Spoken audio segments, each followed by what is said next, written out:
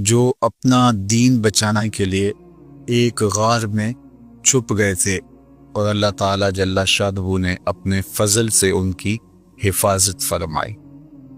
دقیانوس کے زمانے میں ایک مقتل تیار کیا گیا، اور افسوس شہر کے اندر جو لوگ بتوں کی پرستش نہیں کرتے تھے ان کو اس مقتل میں لے جا کر کے قتل کر دیا جاتا۔ لوگ ڈرتے ہوئے بتوں کی پرستش کرنے لگے۔ اسی شہر میں صالح اور نیک خاندانوں کے کچھ لڑکے تھے جنہوں نے بتوں کی پرستش سے انکار کر دیا۔ بادشاہ نے ان کو بلایا اور کہا کہ تم اگر بتوں کی پرستش نہیں کرتے ہو تو تمہیں بھی مقتل میں لے جا کر کے قتل کر دیا جائے گا، لیکن تمہاری اٹھتی جوانیاں، ان فوان شباب، خوبصورت چہرے مجھے اس بات سے روکتے ہیں کہ تمہیں قتل کروں، لیکن میں اپنے فیصلوں کو صادر کرنے والا ہوں۔ البتہ تمہیں 3 دن کی مہلت دیتا ہوں، تم سوچ لو، ورنہ تمہیں بھی قتل کر دیا جائے گا۔ تو وہ نوجوان آپس میں مشاورت کرتے ہیں کہ کیا کیا جائے۔ کفر کو، بت پرستی کو تو کسی صورت میں ہم قبول نہیں کریں گے، دوسری صورت قتل کر دیے جائے۔ راستہ یہ نکالا کہ شہر چھوڑ دیں اور کسی غار میں جا کے پناہ لے لیں۔ تو ان سب لڑکوں نے گھروں سے کچھ ضروری سامان لیا اور جا کے ایک غار میں پناہ لی۔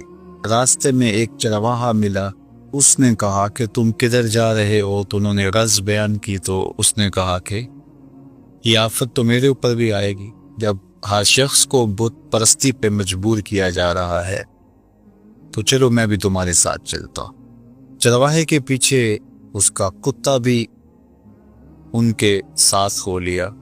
انہوں نے اس کتے کو ہٹانا چاہا، ظاہر ہے کتا ہے تو جب وہ اپنے ہم جنس کو دیکھتا ہے تو شور و غل کرتا ہے، تو یہ پکڑے جائیں گے۔ لیکن کتے نے بارگاہ عزتی میں عرض کی اور زبان حال سے کہا کہ میں کوئی ایسی حرکت نہیں کروں گا، آپ کی سنگت مجھے محبوب اور مرغوب ہے۔ تو ان کا کتا بھی ساتھ ہو لیا۔ تو اللہ تعالیٰ جل شانہ نے سورہ کہف کا نام اس غار سے رکھا۔ کہف عربی میں غار کو ہی کہتے ہیں، اور یہ غار کہاں ہے؟ رقیم وادی میں ہے۔ یہ رقیم وادی کہاں ہے اس کے بارے میں علماء کا اختلاف ہے۔ امام قرطبی نے لکھا ہے کہ یہ اندلس کے قریب جگہ ہے جہاں رقیم وادی ہے اور اصحاب کہف کا غار ہے۔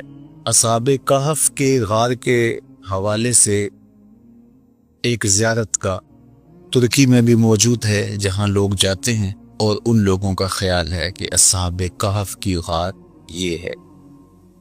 مختلف لوگوں نے مختلف چیزیں لکھی ہیں۔ بہرحال کہف غار کو کہا جاتا ہے، اور رقیم اس وادی کا نام ہے یا اس بستی کا نام ہے جس بستی میں یہ غار تھی۔ اللہ تعالیٰ جل شانہ نے قرآن مجید کے اندر ارشاد فرمایا، ام حسبت ان اصحاب الکہف والرقیم کانوا من آیاتنا عجبا، تمہیں معلوم ہے کہ پہاڑ کی کھو اور جنگل کے کنارے والے ہماری ایک عجیب نشانی تھے۔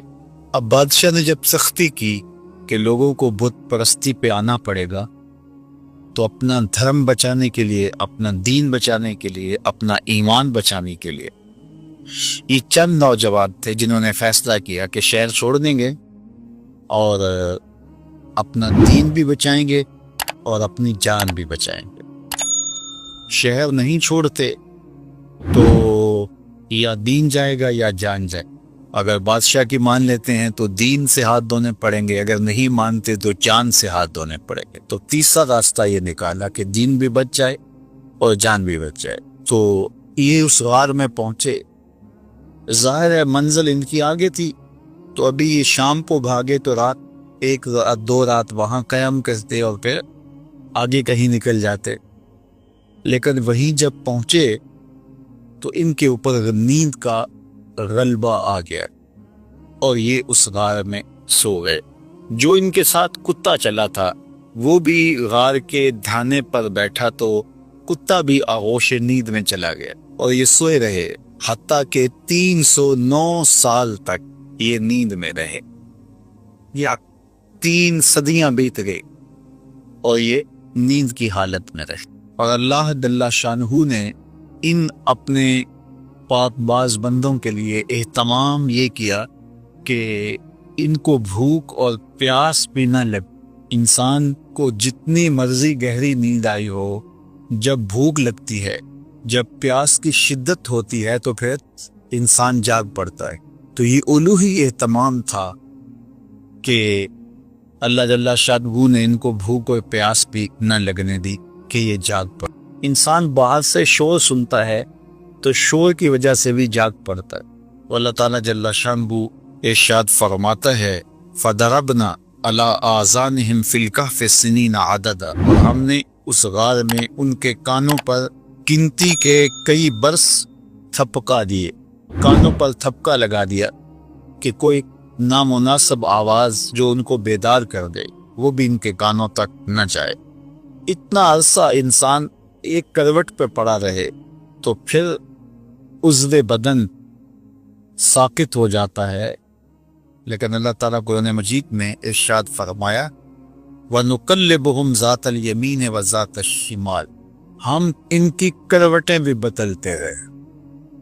یہ سوئے رہے اور ہم اپنے فضل سے، اپنے کرم سے ان کی کروٹیں بھی تبدیل ہوتی رہی ہیں۔ اللہ اکبر۔ اب ظاہر ہے کوئی وہاں سے گزرا ہو اور وہاں ان کو دیکھا ہو تو ارشاد فرمایا وَتَحْسَبُهُمْ أَيْقَاظًا وَهُمْ رُقُودٌ، اور اگر کوئی ان کو دیکھے تو یہ لگے کہ یہ جاگ رہے حالانکہ یہ سوئے ہوئے تھے۔ اور پھر یہ بھی ارشاد فرمایا وَتَرَى الشَّمْسَ إِذَا طَلَعَتْ تَزَاوَرُ عَنْ كَهْفِهِمْ ذَاتَ الْيَمِينِ وَإِذَا غَرَبَتْ تَقْرِضُهُمْ ذَاتَ الشِّمَالِ وَهُمْ فِي فَجْوَةٍ مِّنْهُ۔ یہ جس غار میں سوئے پڑے تھے تو جب سورج وہاں سے گزرتا تو ہم سورج کو تھوڑا سا دائیں بائیں کر کے گزار دیتا تاکہ ان کے غار میں دھوپ کی وجہ سے بیداری نہ ہو۔ کیسا نیند کا اہتمام کیا گیا، کہا کانوں پہ تھپکے لگا دیے اور تاکہ شور ان کو نہ اٹھائے، اعضاء کہیں جامد نہ ہو جائیں، ہم کروٹیں بدلتے رہے، دھوپ کی شدت کی وجہ سے گرمی سے کہیں بیدار نہ ہو جائے۔ ہم نے نظام قدرت کو بدل دیا، نظام فطرت تبدیل ہو گیا۔ یہ کوئی حدیث ہوتی تو شاید کوئی اس کو ضعیف کہہ کے انکار کر دیتا کہ تم اللہ کے ولیوں کے بارے میں اتنی بڑی بات کر رہے ہو، نظام ہستی تبدیل ہو گیا۔ لیکن یہ قرآن ہے، کوئی انکار بھی نہیں کر سکتا۔ اللہ اکبر۔ وَتَرَى الشَّمْسَ إِذَا طَلَعَتْ تَزَاوَرُ عَنْ كَهْفِهِمْ ذَاتَ الْيَمِينِ وَإِذَا غَرَبَتْ تَقْرِضُهُمْ ذَاتَ الشِّمَالِ، کہا ہم نے سورج کے رخ کو بدل دیا، وہ آتا سیدھا، لیکن جب غار کی جگہ آتی، ان کا پہاڑ آتا تو یہ سورج تھوڑا سا خم کھا کے گزر جاتا۔ اللہ اکبر۔ اور پھر ارشاد فرمایا وَكَلْبُهُمْ بَاسِطٌ ذِرَاعَيْهِ بِالْوَسِيدِ، اور ان کا کتا جو ساتھ چلا تھا وہ کلائیوں کو پھیلا کر کے غار کی چوکھٹ پہ بیٹھا ہوا ہے۔ یہ بھی ایک اہتمام ہے، کوئی چرواہا گزرتا ہوا آئے تو وہ کتے کو دیکھ کر کے جو ہے وہ سائڈ پہ ہو جائے، اور کوئی جانور آئے، کوئی موذی جانور بھی تو 309 سال کا عرصہ بیت گیا، کئی موذی جانور آئے ہوں گے، گزرے ہوں گے، کتے کو دیکھ کے وہ بھی رخ بدل لیں، پہرے دار بھی بٹھا دیا۔ اللہ اکبر۔ یہ عرصہ بھی 309 سال کا، اور ارشاد فرمایا لَوِ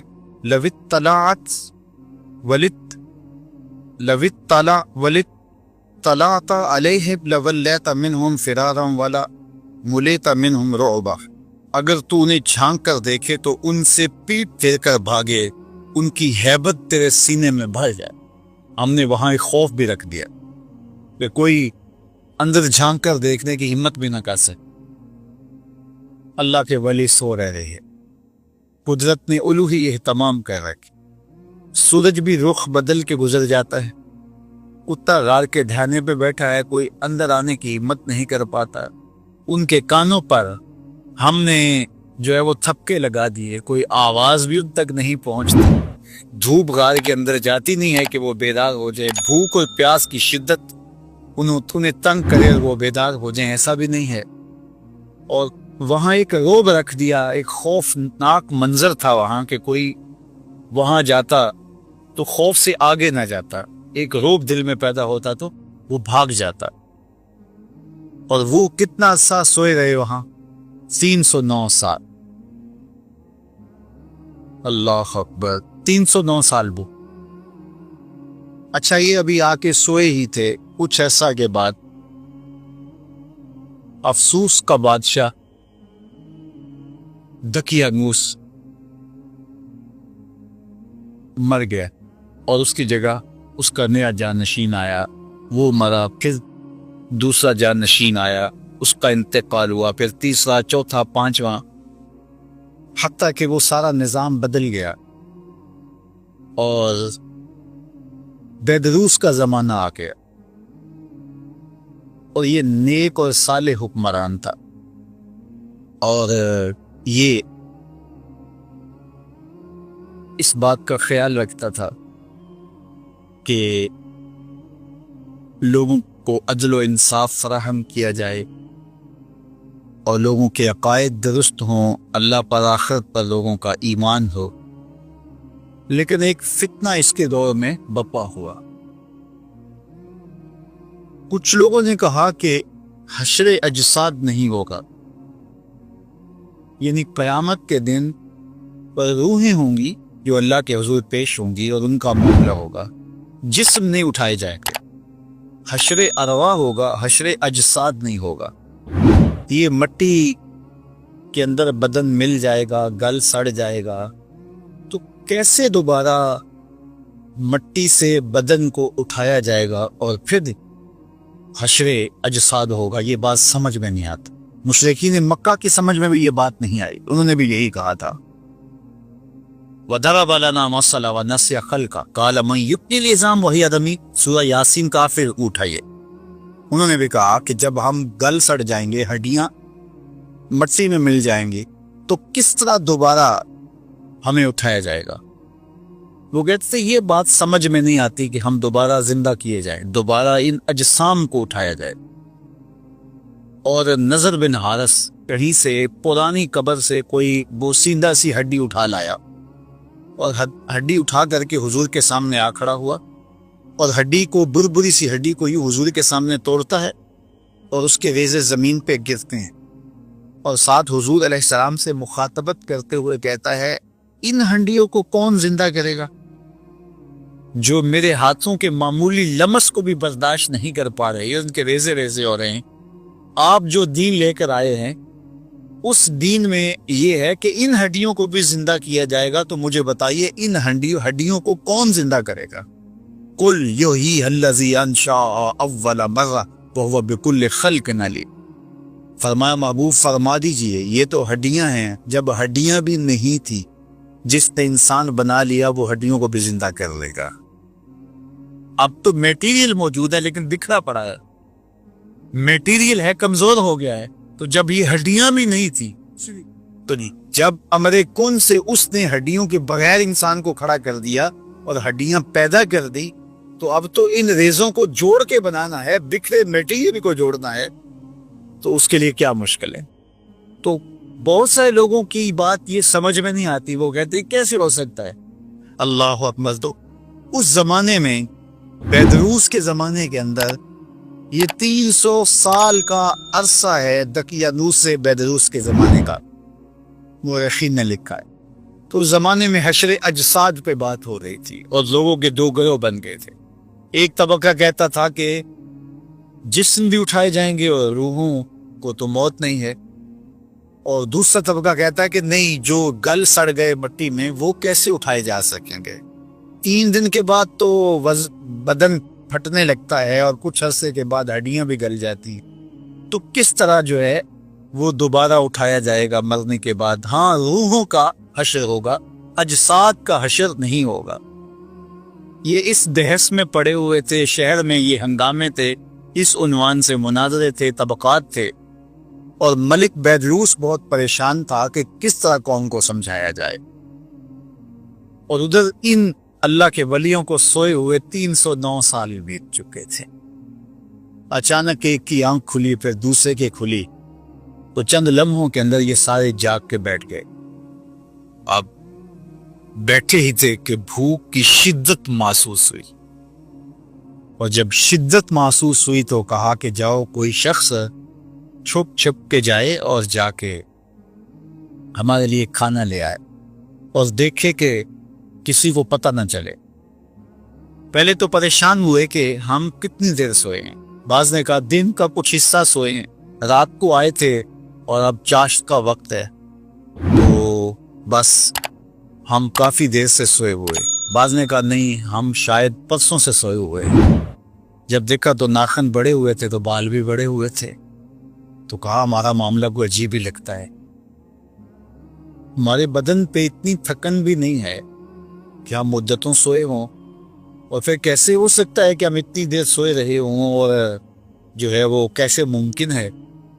तो फिर कहने लगे खैर हमारा मामला कुछ अजीब सा ही है।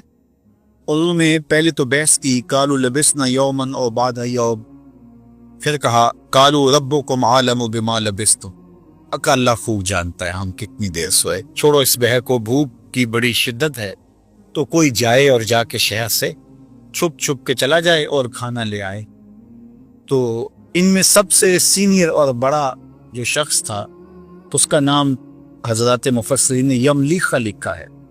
तो उसको उन्होंने जो है वो सोने के सिक्के दिए और कहा जाओ तुम जाके शहर से कोई खाना ले आओ।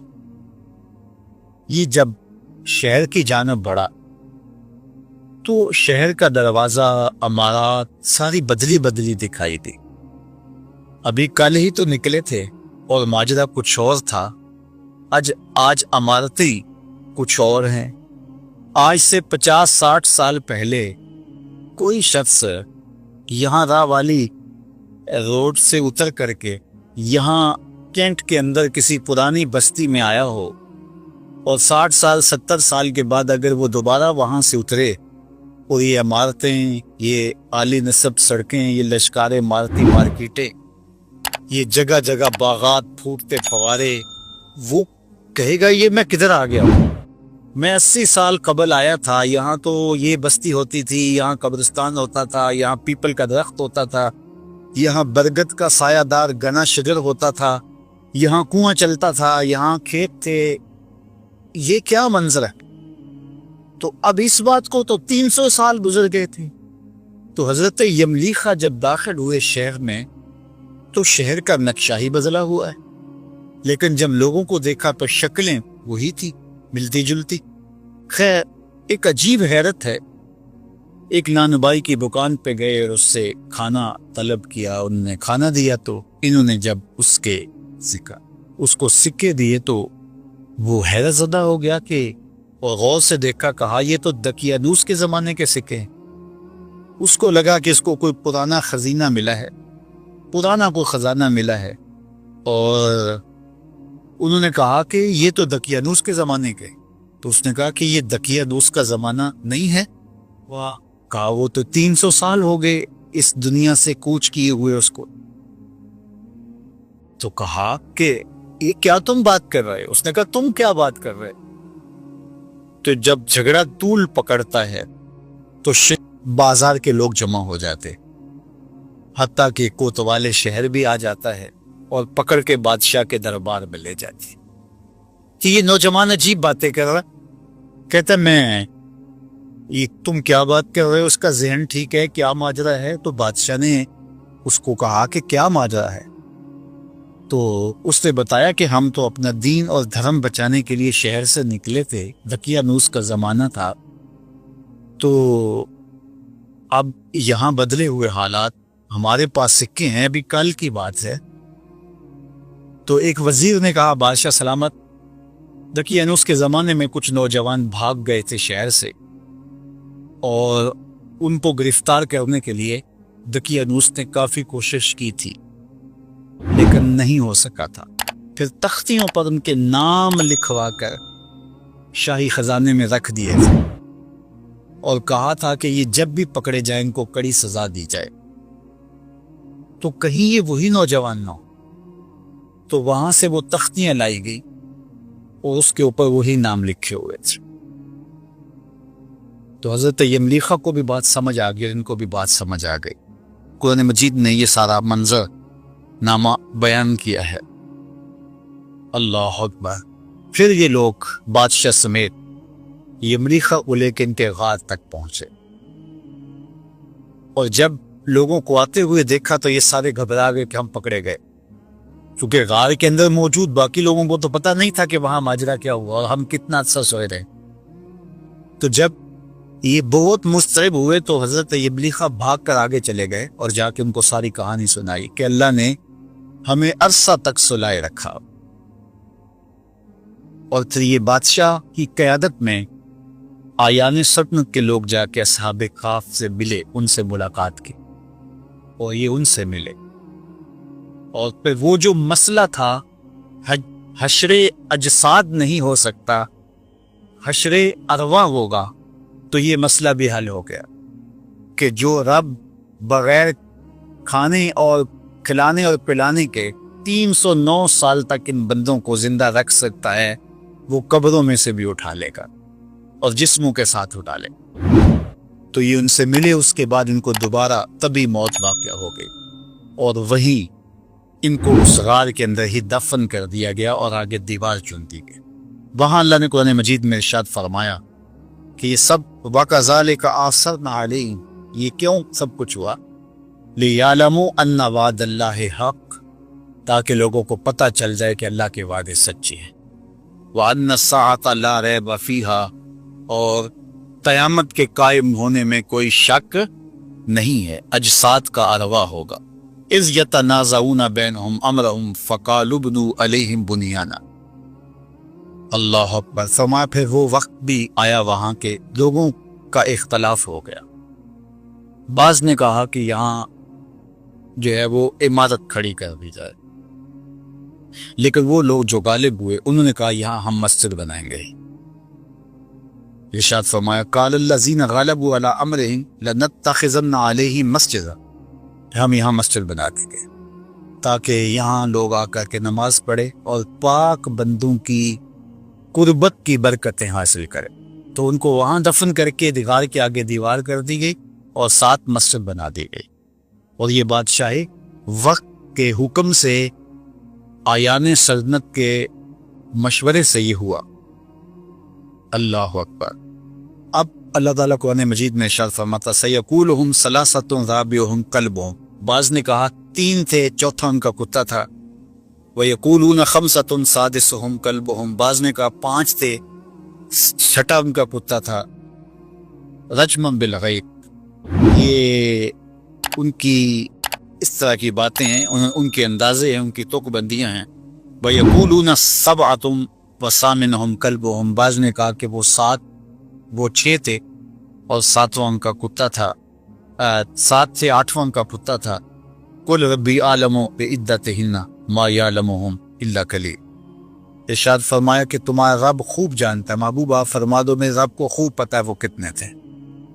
تمہارا موضوع نہیں ہے کہ ان کی تعداد کتنی تھی، تم اس میں الجھ کے نہ رہ جاؤ کہ وہ 7 تھے، وہ 5 تھے، وہ 3 تھے، چوتھا ان کا کتا تھا، چھٹا ان کا کتا تھا یا 8واں ان کا کتا تھا. تمہارا موضوع یہ نہیں ہے، تمہارا موضوع یہ ہے کہ مر کر دوبارہ اٹھنا ہے اور ایک ایک عمل کا حساب دینا. بعض اوقات ہدایت حاصل کرنے کی بجائے لا یعنی ابحاث کے اندر مبتلا ہو کر کے ہدایت کو لوگ ضائع کر دیتے. تو کہا کہ تمہارا یہ رب خوب جانتا ہے وہ 3 تھے یا 5 تھے یا اس سے زیادہ تھے، تمہاری کیا غرض، جتنے بھی تھے تمہاری نظر اس مقصد پہ ہونی چاہیے تھی کہ انہوں نے کفر کو قبول نہ کیا اور شہر چھوڑ دیا، پر تمہاری نظر اس پہ ہونی چاہیے کہ 309 سال تک بغیر کچھ کھائے پیے وہ زندہ رہے اور اللہ نے ان کو اٹھا لیا تو تمہیں بھی حشر کے دن اٹھا لے گا. اس کے لیے جو ہے وہ کوئی مسئلہ نہیں ہے. تو اللہ جل شانہ نے اس واقعہ کو بیان کیا.